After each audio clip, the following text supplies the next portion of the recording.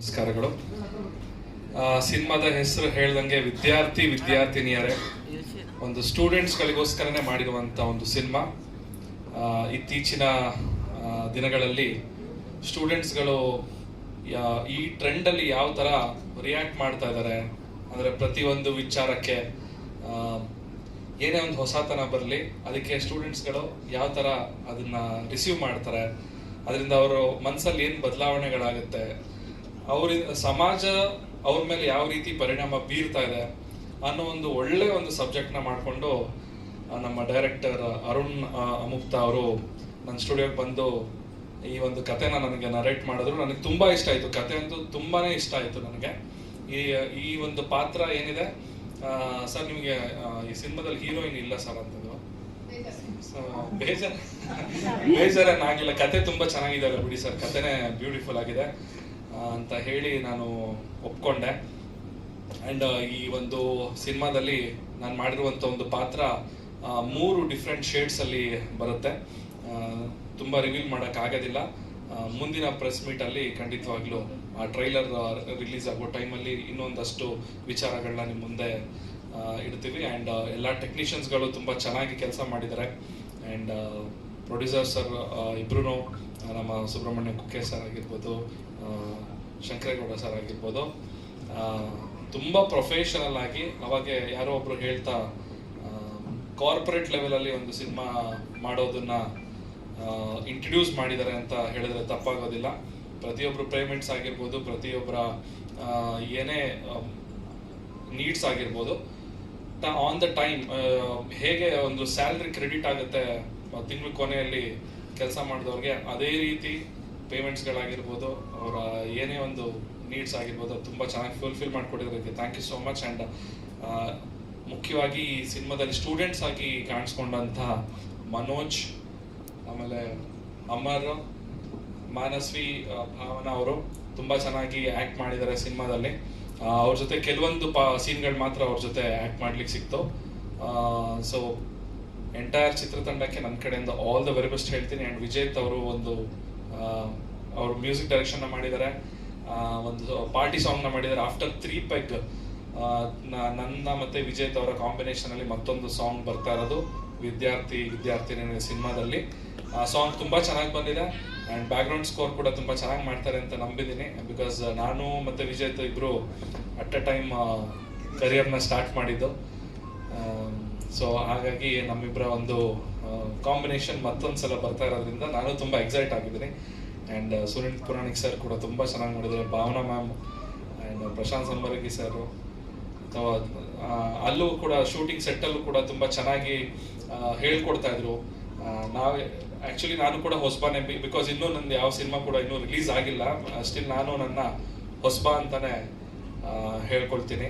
So ಅವರು ಚಿಕ್ಕ ವಿಷಯಗಳನ್ನ ನನಗೆ ಟೇಕ್ ಆದ ತಕ್ಷಣ ಸೈಡಿಗೆ ಕರ್ಕೊಂಡು ಹೋಗ್ಬಿಟ್ಟು, ನೋಡಪ್ಪ ಚಂದನ್ ಇದು ಸ್ವಲ್ಪ ಇದು ಎಕ್ಸ್ಪ್ರೆಷನ್ ಅಂತ ಹೇಳ್ಕೊಡ್ತಾ ಇದ್ರು. ಸುನಿಲ್ ಪುರಾಣಿಕ್ ಸರ್ ಹೇಳ್ಕೊಟ್ಟಿದ್ದಾರೆ. So thank you so much sir ಅದಕ್ಕೆ. ಆ್ಯಂಡ್ ಎಂಟೈರ್ ಚಿತ್ರತಂಡ, ಟೆಕ್ನಿಷಿಯನ್ಸ್ ಕೂಡ ಎಲ್ಲರೂ ತುಂಬ ಚೆನ್ನಾಗಿ ಕೆಲಸ ಮಾಡಿದ್ದಾರೆ. ಆ್ಯಂಡ್ ಎಲ್ಲರಿಗೂ ನನ್ನ ಕಡೆಯಿಂದ all the very best. Thank you sir. And ಎಲ್ಲರಿಗೂ ಹೋಳಿ ಹಬ್ಬದ ಹಾರ್ದಿಕ ಶುಭಾಶಯಗಳು. ಬೆಂಗಳೂರಲ್ಲಿ ಮೊದಲೇ ನೀರಿಲ್ಲ, ಹೋಳಿ ಆಡೋದಕ್ಕೆ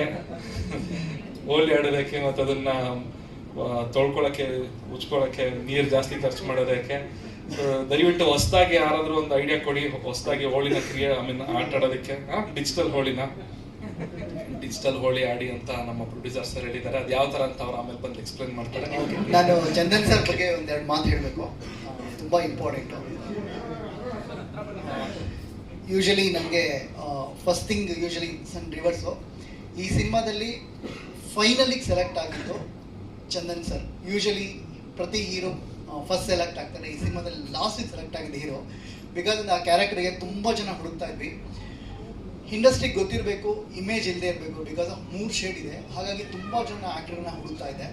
ಬಟ್ ಚಂದನ್ ಸರ್ದು ನನ್ನ ಸಿನಿಮಾ ಬಿಫೋರ್ ಶುರು ಮಾಡೋದಕ್ಕಿಂತ ಮುಂಚೆ ನಾನು ಅವ್ರನ್ನ ಲಾಂಚ್ ಮಾಡಬೇಕು ಅಂತ ತುಂಬ ಟ್ರೈ ಮಾಡ್ತಾ ಇದ್ದೆ. ಕಾರಣಾಂತರದಿಂದ ನನಗೆ ಆಗಿಲ್ಲ, ಬೇರೆ ಸ್ಕ್ರಿಪ್ಟ್ಸು ಆಗಲಿಲ್ಲ. ಅವರು ಫಸ್ಟ್ ಸಿನಿಮಾ ಅನೌನ್ಸ್ ಆದಾಗಲೂ ಚಾನ್ಸ್ ಮಿಸ್ ಆಗೋಯ್ತು ಅಂದ್ಕೊಂಡು ನಾನು ಒಳಗಡೆ ಇವತ್ತು ಹೇಳ್ತಾ ಇದ್ದೀನಿ ಸರ್, ಎಲ್ಲೂ ರಿವೀಲ್ ಮಾಡಿಲ್ಲ. ಫೀಲ್ ಆಗ್ತಿದೆ. ನಂಗೆ ಗೊತ್ತಿಲ್ಲ ಆ್ಯಕ್ಚುಲಿ, ಇದು ಸಿಕ್ಸ್ ಸೆನ್ಸ್ ಅನ್ಸುತ್ತೆ ನಾವಿಬ್ರು ವಾಕ್ ಮಾಡ್ತಿರೋದು ಸರ್. ಆ್ಯಕ್ಚುಲಿ ನನಗೆ ಏನೂ ಪ್ಲಾನ್ ಇಲ್ಲ ಸರ್. ಆ್ಯಕ್ಚುಲಿ ನಿಮ್ಮನ್ನ ಮೀಟ್ ಆಗೋ ಒಂದು ದಿನದ ತನಕ ನೀವು ನನಗೆ ಪ್ಲಾನ್ ಇಲ್ಲ ಸರ್. ಓಕೆ, ಅವಾಗ ನಾನು ಟಕ್ಕನಾಗಿ ಫೋನ್ ಮಾಡಿದೆ, ಟಕ್ಕನಾಗಿ ಬರೋಕ್ಕೆ ಹೇಳಿದ್ರು. ಬರೋಕ್ಕೆ ಹೋದ್ಮೇಲೂ ಸರ್ ನಾನು ಸ್ಕ್ರಿಪ್ಟ್ ಹೇಳ್ತೀನಿ ಫಸ್ಟ್ ನಾನು ಕೇಳಿದ್ದು ಯಾವ್ದಾದ್ರು ಮಾಡ್ತಿದ್ದೀರಾ ಅಂತ ಸರ್. ಸರ್ ಅವಾಗ ಒಂದು ಸಿನಿಮಾ ಕಂಪ್ಲೀಟ್ ಆಗಿ ಒಂದು ಸಿನಿಮಾ ಮಾಡ್ತೀನಿ ಅಂತ ಹೇಳಿದ್ರು. ಸ್ವಲ್ಪ ಹರ್ಟ್ ಆದೆ ನಾನು. ಶಿಟ್, ಒಂದು ಸಿನಿಮಾ ಮಾಡ್ತಿದ್ದಾರೆ, ಮುಂಚೆನೇ ಮಾಡಬೇಕಾಗಿತ್ತು. ಓಕೆ ಪರವಾಗಿಲ್ಲ, ಲೆಟ್ಸ್ ಮೂವ್ ಆನ್ ಅಂತ.